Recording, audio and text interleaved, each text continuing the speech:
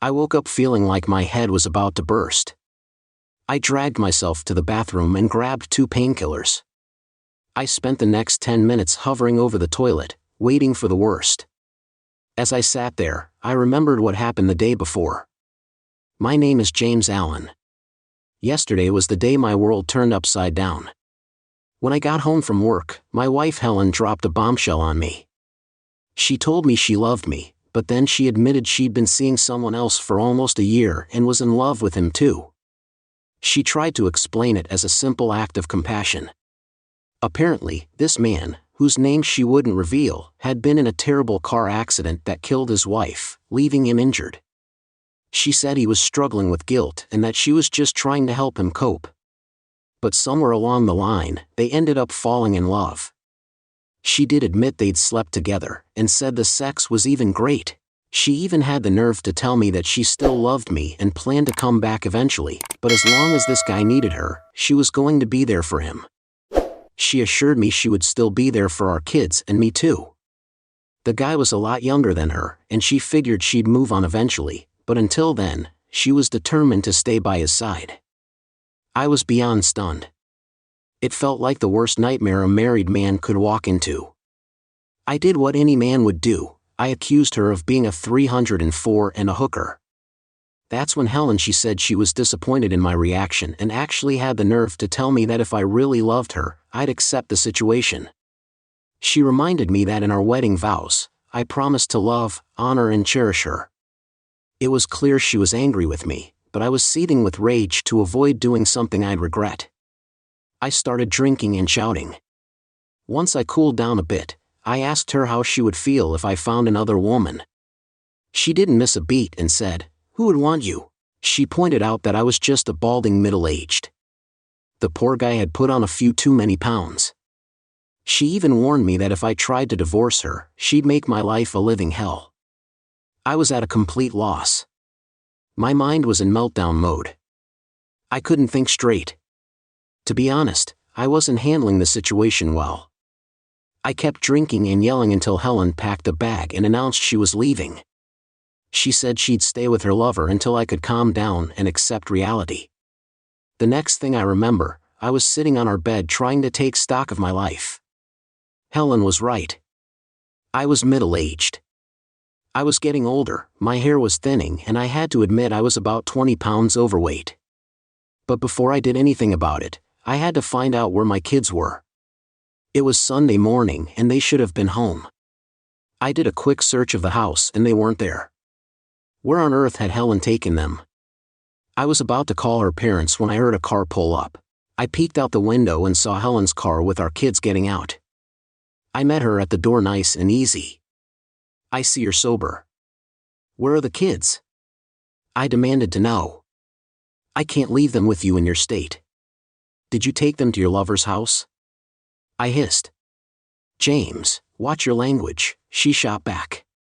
"They were with him," she added, as if it was the most natural thing in the world. "My friend is a kind person. You, on the other hand, were disgraceful." "I admit it," I said, "but why didn't you take them to your parents' place?" "They weren't." She trailed off. "Home," she said as she brushed past me and went upstairs. I followed her into our bedroom. "Are you here to stay or are you running back to him?" "Oh, please, James. Stop being so childish. I told you how things are. I'm not arguing with you about it. The discussion is over. You can accept it or Donna. It's your choice. Despite how you're acting, I still love you. And like I said, when he doesn't need me anymore, he'll be back full-time. So what do we do now?" I asked, trying to keep my voice calm. "I'm trying to stay calm. I'm packing a few things because I'm spending a few days with my friend until you calm down and accept this." "What about the kids?" I tried to convince her to stay, but it didn't work. "If you don't want to watch them, call my parents. I'm sure they'll help." Helen packed another bag and left. My head was ready to explode, but I knew I had to keep it together for the kids. There was no way I was going to take Helen's affair lying down. After she left, I checked on the kids and asked if they had any homework. They groaned, but I told them to get it done when they finished. I said we'd go visit Pop Pop and Grammy Helen's parents. They loved going there because Pop Pop was helping them build GAWs. Helen's parents, Robert and Margaret, lived on a small farm about 20 minutes away. Robert was retired and loved tinkering, and as I figured it was a good time to talk to them about Helen's boyfriend and get their advice on what to do. I checked in on the kids doing their homework, and it hit me how much they meant to me. Henry, my oldest, was 16 and a football player, but not big enough for a college scholarship. Emily, a year younger, was your typical teenager pushing boundaries, but a great student. And Oliver, the baby at 11, hated being called that, but Helen still did. Oliver was a happy accident. We hadn't planned on more kids, but Oliver had been such a joy while the kids worked. I made myself a cup of coffee and started making a list of things to do. First on the list was calling my boss, John Harris. I'd worked at the local Ford dealership for nearly 25 years, and John had been my boss for the last 12. John was one of the top mechanics and was really understanding when I told him what was going on. His son had gone through a messy divorce recently, so he knew what I was going through. I said, "That's one wicked woman." John said, "It was touch and go for a while. We thought the cops would arrest Chris any minute. These accusations are devastating and nearly impossible to disprove." Thankfully, Chris's ex-mother-in-law, the lawyer, took her granddaughter to a doctor to prove she hadn't been molested, which saved Chris. Thankfully, Chris's ex-mother-in-law had the sense to do that. John replied, "If you need anything, just let me know." James, I had some personal days and vacation time saved up, so I asked for the following week off. John agreed and even offered to let me take all my time off if needed. As it turned out, that's exactly what I did. "There's one more thing I need." I said, "I need the name of a good divorce lawyer." The lawyer said it would be easy. He suggested I use the same lawyer my son used. He's a tough negotiator. Chris got the house in primary custody and child support. His name is David White. I've got his number here somewhere.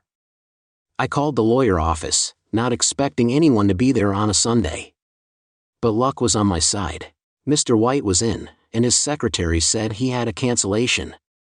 If I could make it in 30 minutes, he'd see me. I told the kids to behave while I was out and headed to Mr. White's office. David White looked like he was in his late 30s. He was a good-looking guy with deep blue eyes and a friendly smile. "What can I do for you today?" he asked after I sat down. "My wife told me yesterday that she'd been cheating on me with a younger man." I felt my face flush with embarrassment and anger as I laid out the events of the previous day. Mr. White took notes. When I told him, Helen said she still loved me but planned to keep seeing the guy. He stopped me and asked me to clarify. He said, "Your wife says she loves you but plans to keep being with this guy." I nodded, embarrassed, and said, "Okay." He prompted me to explain how Helen got angry when I wasn't having any of it. I told him how she'd called me a 304 and a hooker and laughed when I asked how she'd feel if she found another woman. She said no one would want her and threatened to ruin me if I tried to divorce her. Mr. White was pretty shocked. He asked, "No offense, Mr. Allen, but your wife. It sounds either incredibly callous or seriously messed up." I didn't take offense. I told him about how she left the kids at her lover's house after our argument and how they spent the night there. Mr. White's head snapped up and he smiled as he wrote something down. He asked, "What do you want to do?" I thought for a moment and then said, "I can't live with this. I don't know if I can get past it, but I don't want to get destroyed in a divorce and I don't want to lose my kids." Mr. White shook his head in sympathy. "It seems to be a new trend for women facing divorce because of their bad behavior, but don't worry. I'm going to work hard to protect you. If you do divorce, you'll get at least 50% of your assets. However, be warned that the courts don't care about infidelity, so they'll have to pay alimony and child support." I said, feeling a bit deflated. "I know, but we need to act fast." Mr. White said, reviewing his notes, that my wife had left the marital home and taken the kids to her lover's place. "That's a big no-no with some courts. I have custody of the kids for now, and I think we can. If we can keep it that way, they'll try to get an emergency restraining order against your wife, which would allow you to stay in the house at least temporarily. The longer you're there, the stronger your case for primary custody. If we win that, you won't have to pay child support.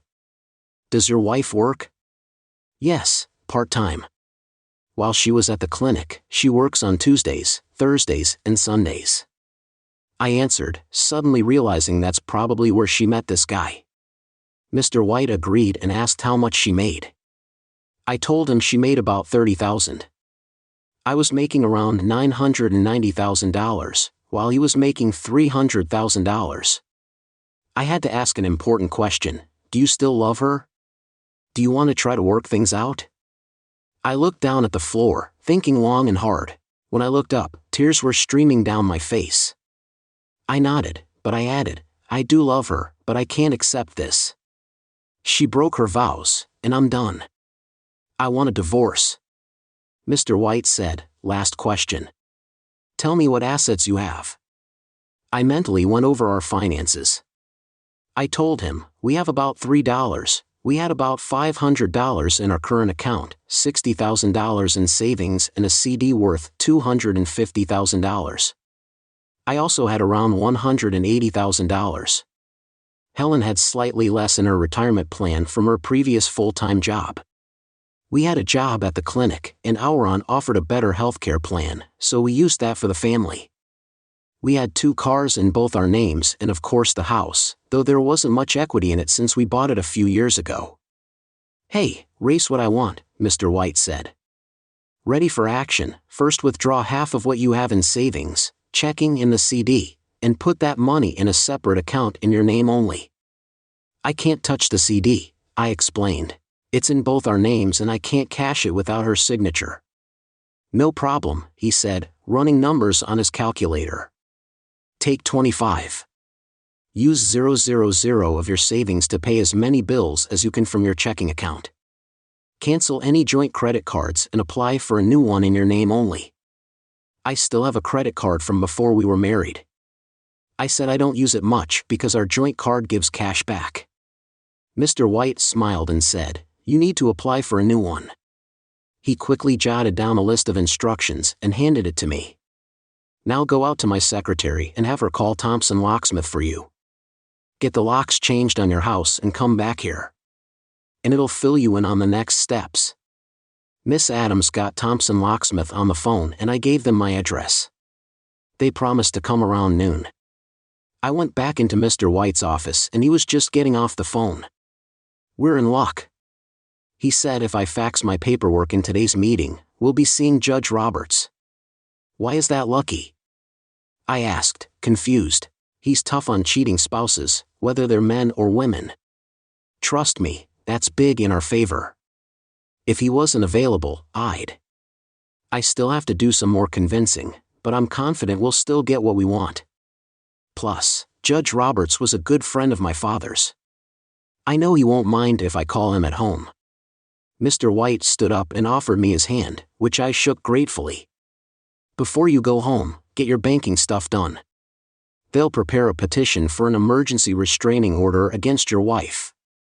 She won't be allowed in your house or within 500 feet of you or your kids since she's staying with her lover and left the kids with him. That should help us get if the order is overturned later, it won't matter by then. You'll be established in the family home as the primary caregiver by Thursday. We'll have her served with divorce papers then. I felt like I was taking back control for the first time since Helen dropped this bombshell on me. The bank wasn't busy, so I quickly got a cashier's check for my share of the money and closed our joint credit card. I paid off the $480 balance from the checking account and then paid the mortgage 3 months in advance, which took another 2 days. I had just over $200 left in the checking account, so I opened a new one in my name only at a different bank. Then I went home, where the kids were watching TV. I loaded them into the car and we drove to my in-laws. I saw Robert coming around the corner of his house from the garage.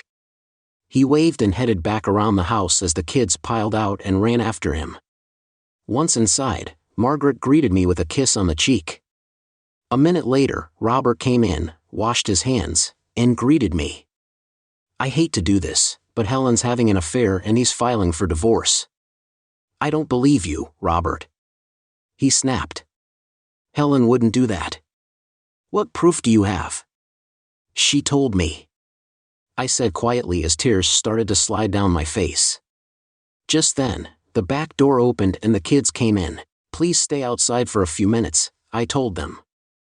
I explained why. Henry asked because I said so.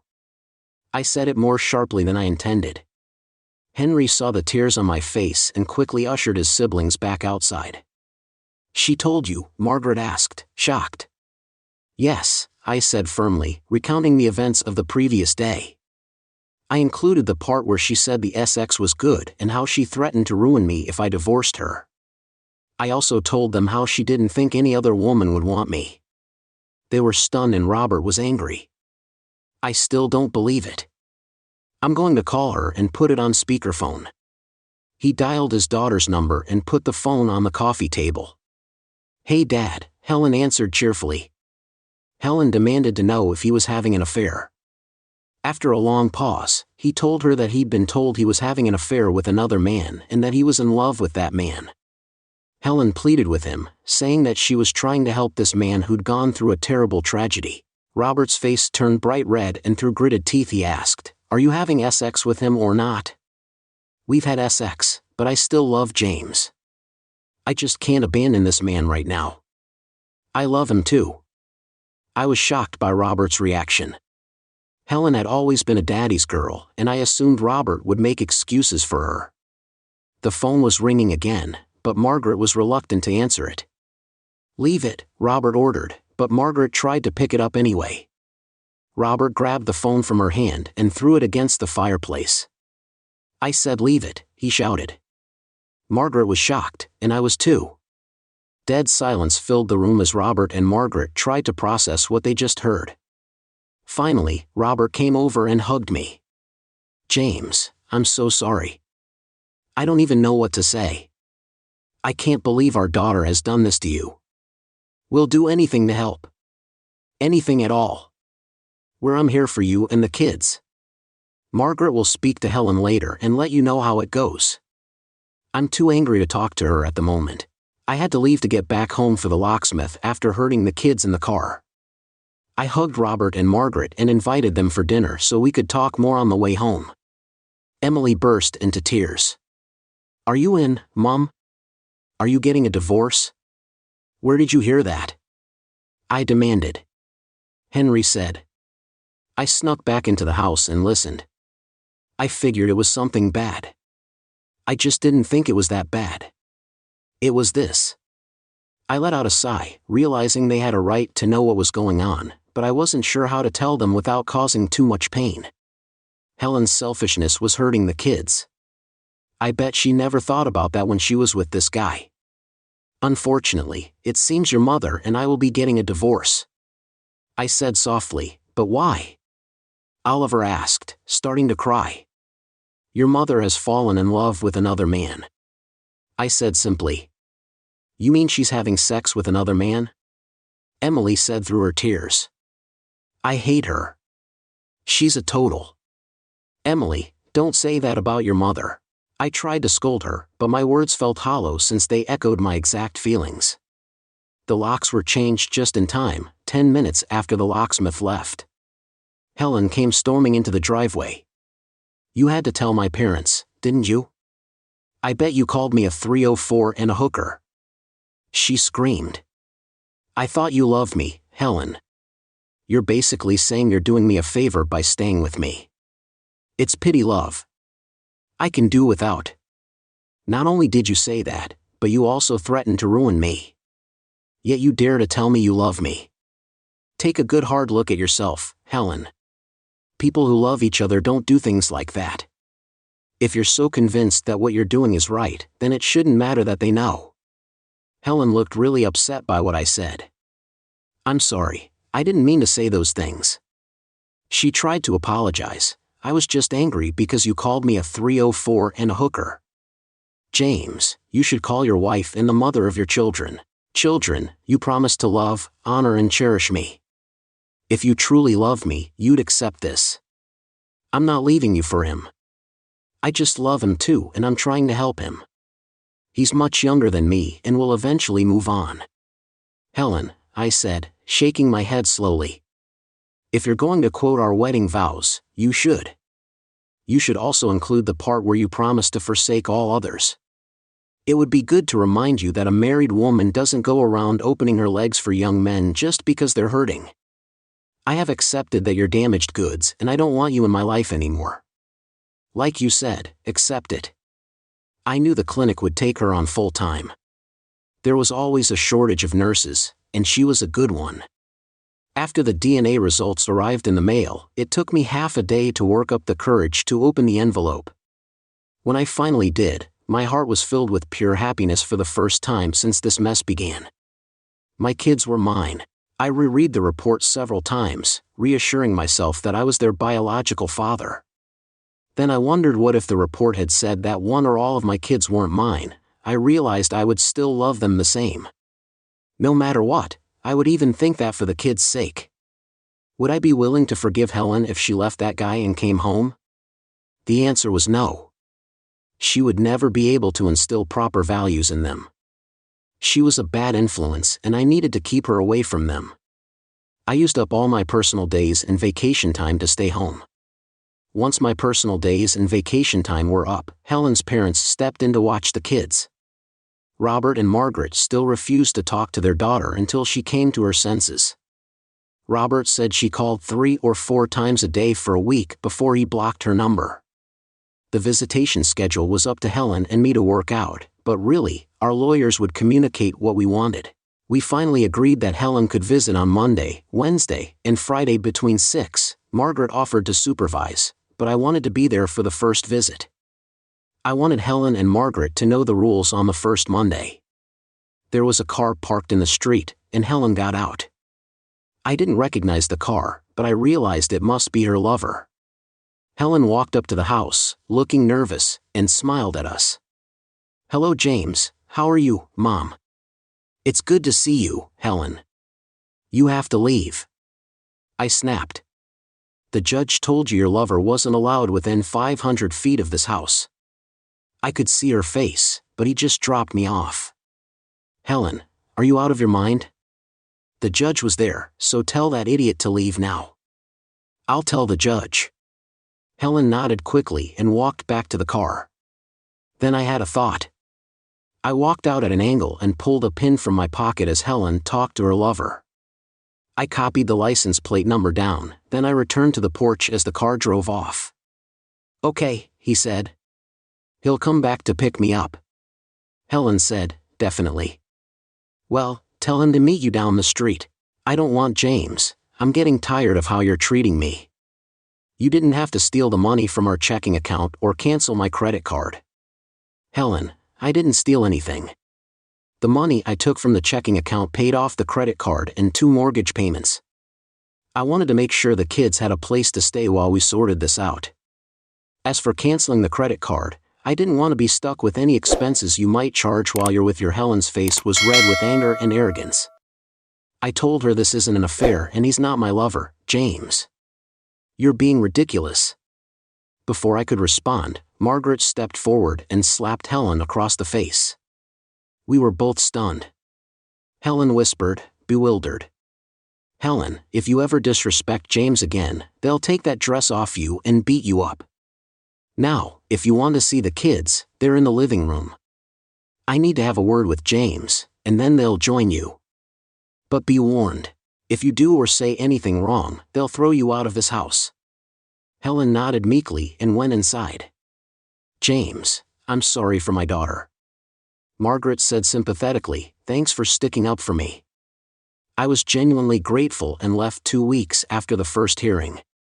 As Mr. White predicted, the restraining order was lifted, but by that time I had established myself as the primary caregiver and was allowed to stay in the house since Helen was still seeing her lover. Her child support continued, but she could now have unsupervised visits with the kids in public. The judge warned her that she couldn't take them to her lover's house and he couldn't be with her when she had the kids after 5 months of delays. Our first real court date to finalize the divorce arrived before our lawyers could speak. Judge Roberts asked if Helen or I had been to any counseling. Our lawyers admitted we hadn't, so the judge ordered 8 sessions of marital counseling. Neither of us opposed the sessions. I thought they were a good idea. I thought it was a waste of time, but I didn't want to anger the judge.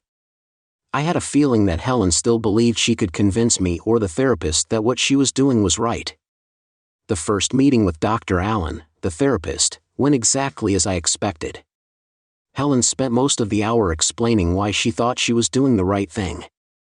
I thought Dr. Allen was going to choke when Helen first launched into her story. It was Helen's arrogance that truly shocked the therapist in the second week. Dr. Allen began gently. I think Helen was trying to make a point. She asked if I thought it would be fair if I had found another woman. I cringed, expecting another attack on my manhood, but this time it didn't happen. Helen didn't answer right away, but I didn't care what she said. During the months that the divorce dragged on, I made some changes. I know it sounds vain, but when the woman you love tells you you're not good enough, you want to prove her wrong. So I took the plunge and had a hair transplant. I didn't need much, but it still cost about £5,000. I was on the fence about it. Not sure if I wanted to deal with the teasing, but I was still using my vacation time, so I went for it. They buzzed my hair, pulled plugs from the back and planted them in the front. I pretty much stayed in the house for the first week. The kids didn't know what to make of me and asked a bunch of questions. I told them it was a minor medical procedure. After about 11 days, I looked like my old self. Once I'd healed, I started an exercise routine and began running. I could only manage 3/4 of a mile at first, but I kept going and eventually worked up to 11 miles. I also joined a gym and changed our family's diet. The kids weren't happy when I cut out fast food, cookies, ice cream, pizza and other junk food, but I found some fun recipes online and they loved them. I surprised them with something new, but some dishes didn't turn out great. We laughed, scraped them into the garbage, and made sandwiches. The kids loved helping me in the kitchen, and it became a real family thing. Aside from the pain of Helen's betrayal, I was feeling better and better about myself. In fact, the first day back at work, I got a real ego boost. I checked in at the office to see what was on my schedule, and the receptionist Helen welcomed me back with a strange look. I thought she was going to tease me about my new hair, but she didn't. She said, "Welcome back, James." She studied me for a moment and said, "There's something different about you." I blushed a little. "Oh, I've been on a diet and lost 18 pounds. I want to lose maybe another 6. She laughed and nodded. "Well, it really suits you. If I wasn't married, I'd be all over you." She thanked me for the ego boost. But according to my wife, I'm just he's an older guy with no sex appeal, so much so that she's found herself a lover. I tried to joke, but it fell flat. By now, everyone at work knew about my situation. Storm clouds crossed Helen's eyes. Helen's an idiot, either that or she's got to screw loose. You're a great guy, James, and plenty of women would be thrilled to have you. Don't let Helen get in your head. That was the best compliment I received in months. I didn't feel like such a loser. Dr. Allen asked Helen again. "Helen, how would you feel if James had come home and told you he was sleeping with another woman?" As I said, I was waiting for Helen to attack my manhood, but she didn't. I saw her eyeing me during our first meeting. I guess she couldn't say I had thinning hair or was overweight anymore. That was another ego boost. Anyway, I just sat in my chair. Helen was thinking about what to say, so I had to wait. She couldn't say that I couldn't have another woman if she had another man. I guess if he was trying to help a woman get over some tragedy, she said arrogantly, I'd be okay with it. What if he told you he loved this woman and that the sex was great? I'd accept it. Helen insisted, but I had to be sure the kids and I were taken care of. The session continued like that with Dr. Allen trying to show Helen how ridiculous her position was, but Helen refused to budge. I was worried these sessions were a waste of time. Helen was just using them to try to convince me she was right. That was never going to happen. By then the initial shock of Helen's betrayal had begun to wear off. It's funny how love works. If it isn't nurtured, it starts to die. In the third week, something had changed. Helen came into the session much more subdued and said little, mostly just listening. Whatever had happened had set Helen back. Maybe she wasn't as arrogant now because Dr. Allen was calmly and compassionately challenging her at every point. I also noticed Helen checking me out when she thought I wasn't looking. I continued working out, lost a few more pounds and I also started doing some yard work, which gave me a great tan. A couple of months before the therapy session started, I made another change. I was growing dissatisfied with my job. I loved fixing cars, not just engines. I got immense satisfaction from doing body work. I'd been fixing up old cars since I was 14. I could do it all now. I saw owning my own business as a way to spend more time with my kids. I talked it over with Robert. Robert and I agreed to help me set up my own shop and start building a business. I couldn't just quit my job, though. I didn't have the money to support us until the business could sustain us. It would have been tough to make it work. But since Robert's farm was in an industrial zone, he agreed to let me start my business in his garage. Robert's tinkering shop had once been a barn for horses that he converted. There was loads of space for both of us, so I got the business going. Robert agreed to lease me a piece of land on the road to build my own shop. I spent time at work studying how things were set up. The dealership was geared for higher volume than I anticipated. They did some body work at the dealership, but most I got in touch with my supplier to make sure I had everything I needed. I decided to scale down what I needed in tools and equipment. One thing I was sure of was that I needed to build a paint booth. Robert was not only okay with that, but actually helped me build it. I used the savings I had made from our joint account, plus a small loan from Robert, to finance the venture. I started part-time. I spent most of my time on weekends and evenings working on the business. It was fun, and the kids often came out to watch me help. I enjoyed teaching Henry how to do things, and Emily even got her hands dirty. I loved telling her friends how she helped change an engine or paint a Mustang. That also made her more interesting to the boys at school. I got customers through word of mouth, and soon I was wondering if I should go full-time. The decision came down to me when I was told they needed me to work over the weekend to catch up on some jobs. I couldn't do it because I had my customers to take care of. I figured I was going to get fired when I went in to tell John the first one couldn't work because I had my own business obligations. I stuck my head into his office. He waved me in. "Glad you're working this weekend," he said. "We've got 50 cars coming in this Friday that need to be checked over from top to bottom. We have to get them out by the end of the month." I didn't realize that factories offer special incentives to dealerships if they sell a certain number of cars in a month. They get a discount off the invoice, for instance. The factory might say, "If you sell 300 vehicles this month, we knock 200 off your cost." That's a saving of $60,000. There's a $2,000 saving, but if the dealer only sells $299, they get nothing. This was a big deal. "John," I said, feeling the sweat on my back, "I can't work this weekend. I've started my own business on weekends and I've got commitments." "I'm sorry, James," John said, "but if you can't work this weekend, I may have to let you go." "I understand, John," I said, resignedly. "I just hope there aren't any hard feelings. I've been building up a business to spend more time with my kids and make some extra money for their college funds.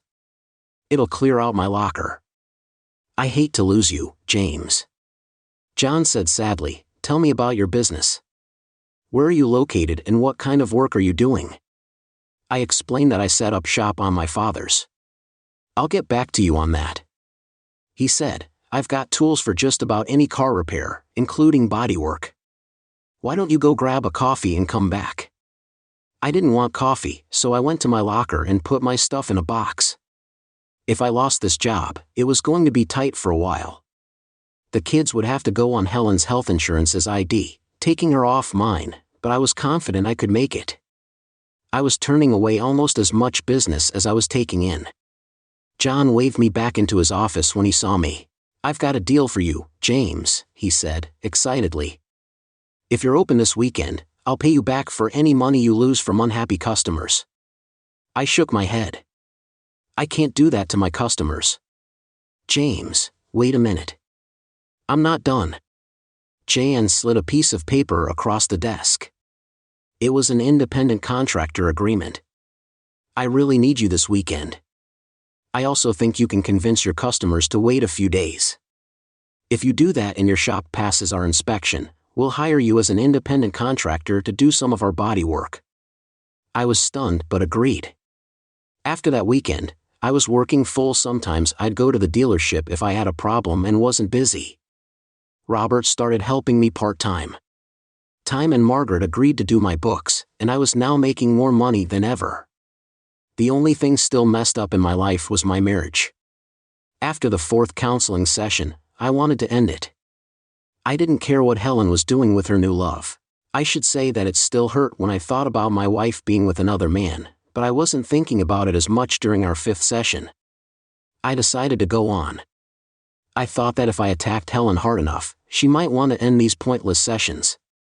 I decided to confront her on the most hurtful thing she'd said, that I was too ugly to attract another woman. When Dr. Allen asked if I had anything to say, I turned to Helen. "Helen, I've decided you're not only selfish but also nasty. How dare you tell the man you supposedly love that he's an ugly middle-aged guy? The guy is getting on in years. I don't think any woman would ever want to hurt him.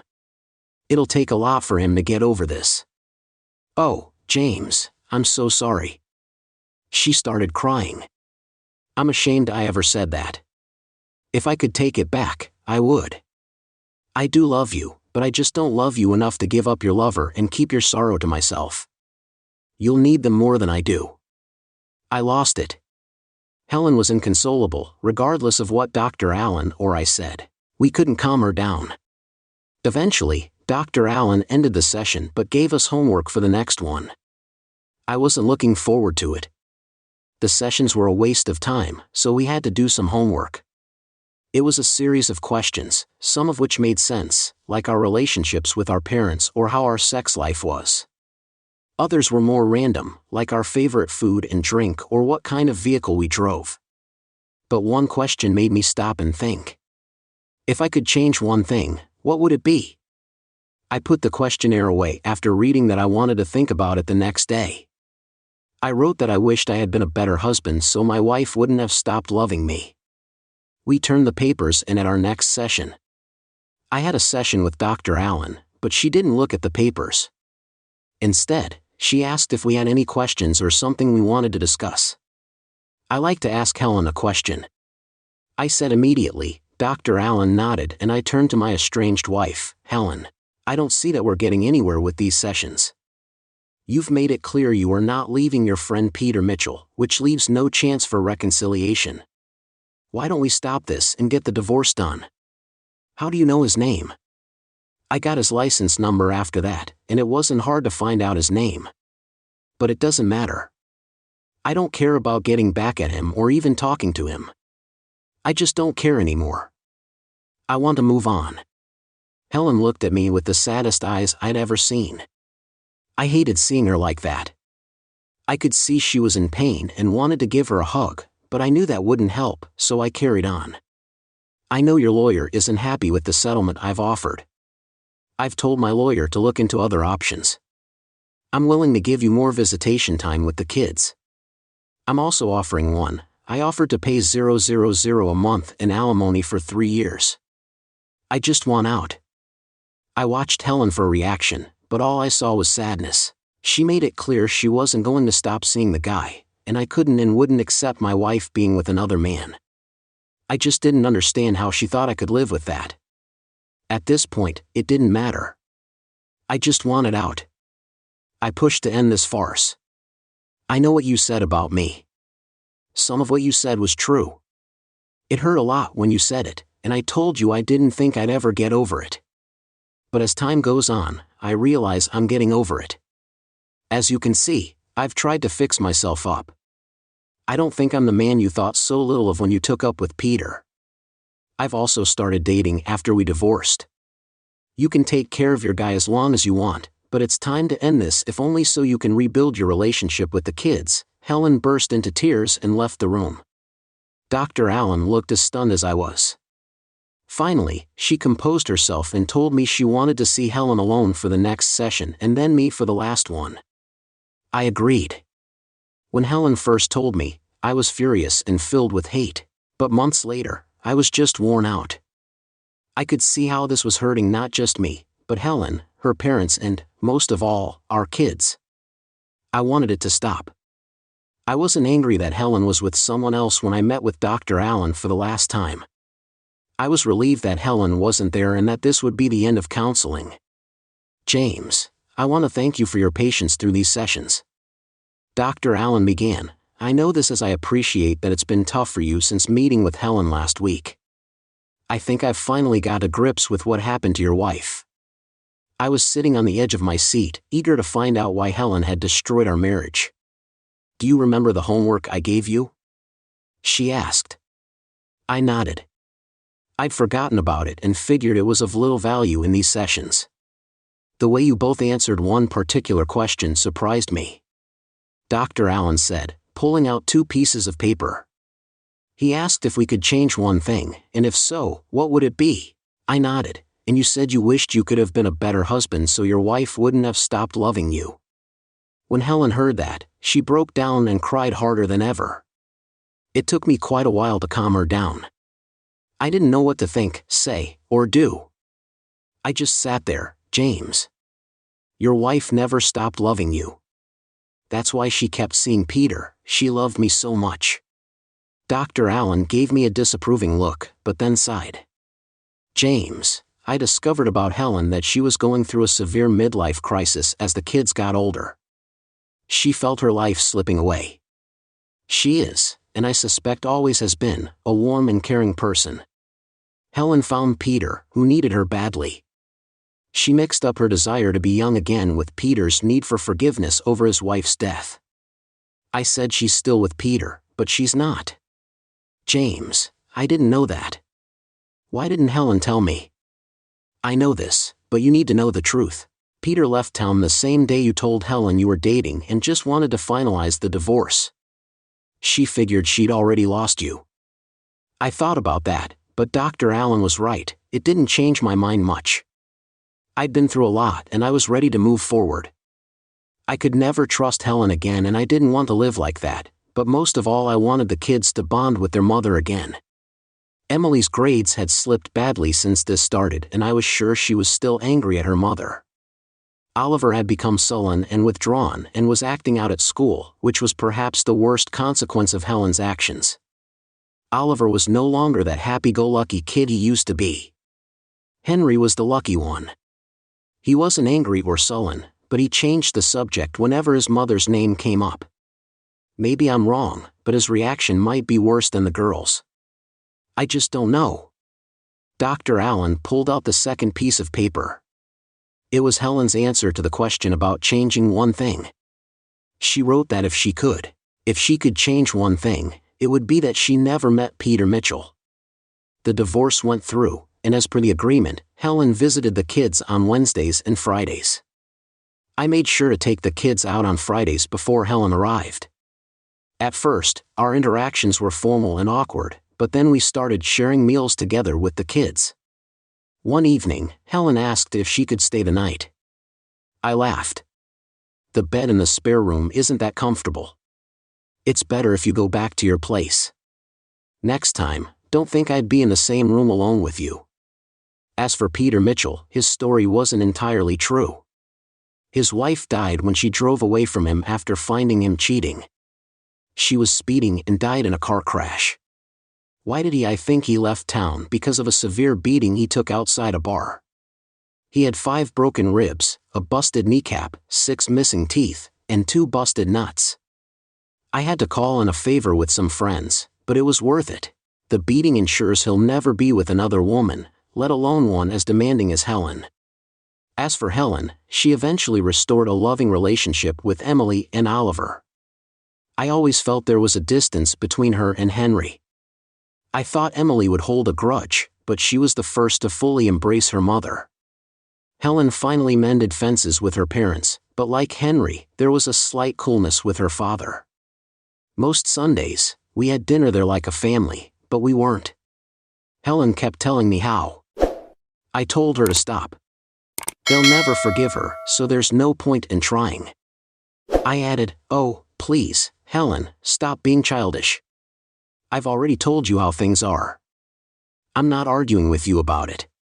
The discussion is over. You can either accept it or not. It's up to you. It all depended on me sleeping with you." Well, 3 years later I got married. I married Emma's teacher, and it's amazing how we met. That's a story for another time, but what matters is that the kids love her and have accepted her as part of the family.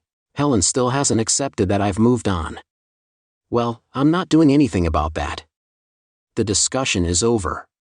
She either accepts it or she doesn't. It's up to her. What do you think about this situation?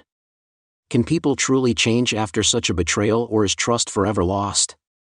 Let us know your thoughts in the comments below, and don't forget to like and subscribe for more stories like this.